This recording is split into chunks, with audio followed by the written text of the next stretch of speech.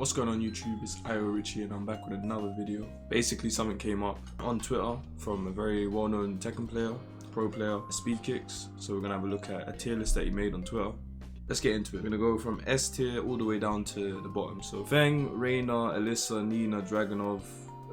This is obviously after the nerfs and stuff. That happened to Dragunov, Jun, you know, those characters there. So that's probably why you won't see Dragunov as number 1 and number 2. Jin, Lily, Xiaoyu, Zafina, very obviously she's just changed, she's been buffed quite a lot, so Zafina's, you know, moving up the list as you can see. Top 10 candidate, definitely not disagreeing with that. I think Jin's insane, I think Lily's insane, Xiaoyu, Zafina, all those characters there are insane. Asuka just got buffed quite a lot as well. And this is a tournament tier list, so like first to 2, first to 3 format, so it's good to factor that in as well. We have Yoshimitsu, Law, Victor, Eddie, Brian, Lee, and I think obviously that would make up a top 15. I guess you could put Sheen as well, and then, you know, you really do have a top 15. But yeah, I think all of those characters super strong. I think when you look at like top 10 to top 15, like between those characters there, it could be very interchangeable. I think all of these characters have something about them in this game that kind of, you know, helps them fit the Tekken 8 format, you know, aggressive format. So yeah, I think that's a very solid top 15. The further you get down, there's still characters that could go up, you know. Paul, Horang is dangerous in heat. He's got a 10 frame counter launcher in jab. He's got, I think, I-16 low counter launcher, which you confirm with flappy kicks. So those kind of things in a short set are absolutely ridiculous to have, because it literally changes your character once you're in heat. I think the lower you get, the more you realize that like the heat options aren't, you know, that dominating, I guess, and the offensive factors aren't really, you know, that deep. I think all the way down to Lars is where you get a little bit confused, because obviously Lars has so many strong things, but then like with Lars it can be quite random with how the character's played. So I can understand why he's low in a tournament tier list. You know, as a character overall, you know, you'd probably see him maybe top 20, top 15 maybe. But then in tournament, it's like, how do you enforce something quickly? You know, like you can kind of keep doing the whole that den 3 send 1, but how much mileage is that gonna get you? You know, you kind of have to go for the low sometimes, and I guess you can keep going for the mid, but then, you know, power crushes and stuff like that will come into play, and it becomes a bit random. And outside of that, what does he really have? Tekken 8 wise, because a lot of these things seems a bit fake, you know. Yeah, understandable. Raven, a super inconsistent character, needs a lot of changes. I feel like a lot of Raven players have made it clear on Twitter that they're not too happy with how the character is in this game because of inconsistencies and whatnot.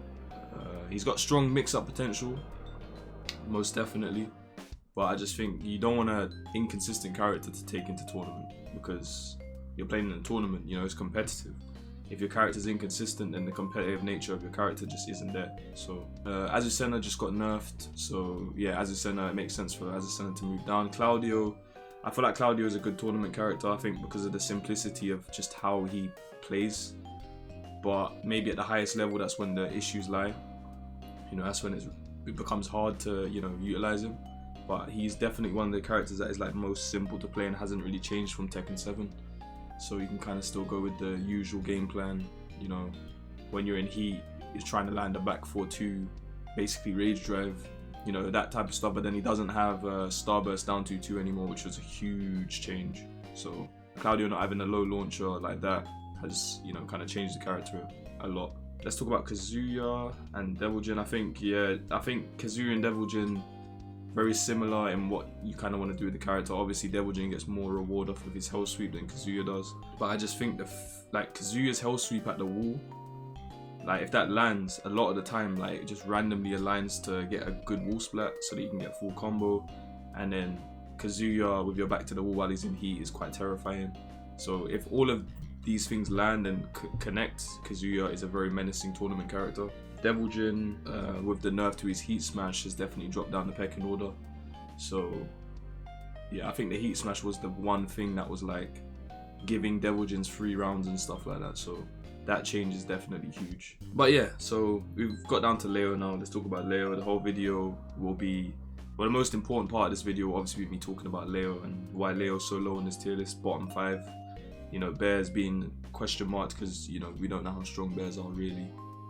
Very odd character when it comes to first 2s, first 3s.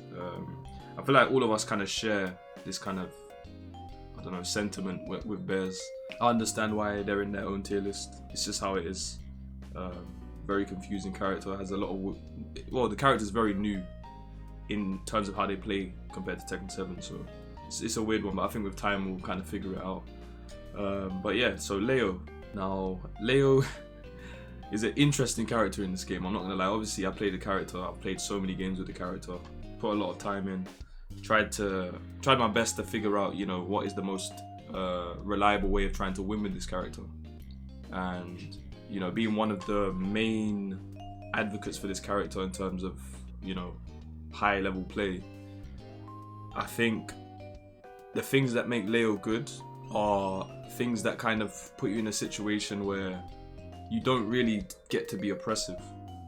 Like, the thing is, I can chip my opponent down with, like, let's say forward 2-4-3, which puts me in plus frame situations, but then I have the decision: do I want to go into block and be +4? Do I want to not go into block and be +1? And each scenario is a bit like, it's a bit weird. I'm using my heat to be in a +1 on block scenario. Like, if my opponent's side walks left or steps left and doesn't like commit to anything and just like watches me do my 4-2-4-3 string, it's all highs by the way, or high mid, then I'm not really going to get much reward. But against players that kind of like try and step and press and get hit by 4-2-4-3, then, you know, that's where I'm going to be like, yo, okay, you know, that's giving me life. Just because people don't really know how to deal with it properly. Back 3-1-2, I guess it's okay. If you block the second part, you don't get hit by the third part. So, you know, it kind of jails. It's -13. It's a bit whatever, you know, you kind of throw it out. It does wall blast, so that's pretty strong, I guess. And only -13. Some characters can obviously heat engage off of -13, so against some characters it's not the best to use. And then some characters punishes whiff as well because of the pushback.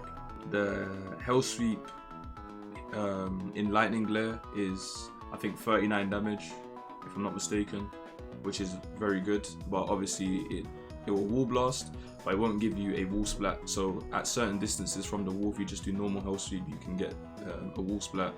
So you definitely need to have that in your mind. I know it sounds like I'm giving a guide on Leo right now, but like, I'm trying to explain that like being oppressive with Leo just comes with risk. Because if I'm using block 3 a lot to try and enforce, you know, pressure at the wall or something, they duck once, I get launched, and, you know, all of that is gone, you know? Cool, it's chip damage. If they block it, I'm plus, that's cool. I have good situations after, you know, if I manage to make them block it at the wall and they wall crush, the situation is very scary for them. But like, even, like, let's talk about some, you know, negative things. So, Leo's 1+2 throw. Obviously, throws got nerfed in the sense that counter hit throws have a, you know, a longer break window. So Leo's 1+2 throw will be scamming a lot less. People will be breaking the throw a lot more. And that throw was a very big part of Leo's defensive, you know, kind of throw out, you know, attack. Like if my back's to the wall and I want to get away, I would just do a 1+2 throw. So if I manage to counter hit someone, that throw is basically guaranteed. They're not breaking it. And then I get like 100 damage. And that's just ridiculous. Absolutely ridiculous. So yeah, that slight nerf kind of makes things a little harder, I guess. But it's still a hard break, don't get me wrong. But yeah, like on the grand scheme of things, what are you doing? You're coming in with like QCF 2-1, amazing. You're coming in with QCF 1, like these attacks are pretty slow. If they do manage to land, I mean, QCF 2-1 sends them back to God knows where, like they're on the other side of the stage if it lands. There might be the odd occasions where you get a counter in and you get a launch, which is obviously very strong. QCF 3+4 on hit is super good, on block is -6, so it's safe. So I think the thing that makes Leo stand out is being able to utilize just all the tools that the character has. Down back 3, up back 1 parry to get a heat engage, or potentially a launch if you're in heat. Just generic parries, you know, for punches and kicks. But all of these things are risky to use. Like, using parries is not easy in a game where parry's been nerfed and stuff. Launching Sabaki is incredible if you can manage to pull off the pickup or do a dash heat burst. Things like that are very good. Up forward 2-1, I would say a super key move for Leo. 18 frames, has counterplay in terms of like some characters can jab interrupt, some characters can sidestep right to follow up. If I do up forward 2 by itself on -14, if I do up forward 2 into block, they can call it out and, you know, launch me. So playing into situations that leave you in a certain grey area in terms of you don't know how your opponent's going to deal with it. Like, let's say I do back 1-4 and my opponent steps. If I do back 1-1 +2 and go into stance and get launched, if I do back 1-1 +2 and I don't go into stance and they just, you know, down forward 1 check, and I can't do anything about it, you know, it doesn't really give me much. So there isn't really a thing that people are worried about. I guess the scariest part is when your back's to the wall and then I have these mid wall splatting moves available. But then in this game, power crushes, heat bursts, all of these type of things are more present. So another slow move that you're gonna want to utilize is back 1 +4. So like all of the strong tools that Leo has, and don't forget Magic 4 is also nerfed as well. Like if I do Magic 4 into block 1 +2, they can spring kick and get away from it. Yeah, like there's no real, I don't know, free situations for Leo where you can kind of just snowball rounds. It's kind of like I've got them to the wall and now my opportunity to snowball has arrived, you know? Yeah, it's a bit weird. I understand why the character's so low. Obviously Leroy being that low is a bit mad. I think Leroy's definitely stronger than Leo after the changes. But yeah, I think overall Leo as a character has everything that you could need to win.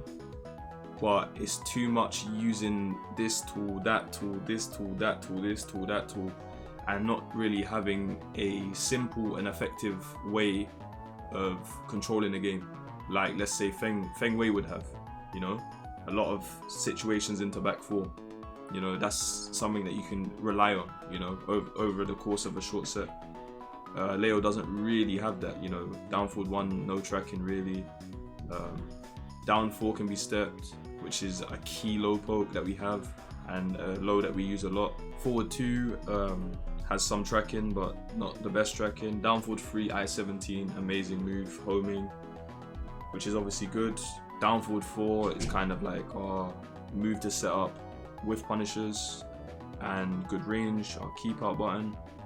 So a move that, again, you know, it does something for us, but it doesn't do, you know, it doesn't do it all for us, you know, like a demon poor heat engager, you know, things like that, or like a Dragonov back 4-3 just throw it out heat engager that people struggle to duck and has a mix up, you know, a very strong mix up in back 4-2, which only characters with a Sabaki can parry. Yeah, when you look at the characters above, you can see that like these characters have insanely strong tools for short sets. Insane. Like Leo has good tools all round, but there isn't that thing that I can just use and, you know, put my opponent in a situation where they're like, oh shit, now I'm forced to guess for my life here, you know what I mean?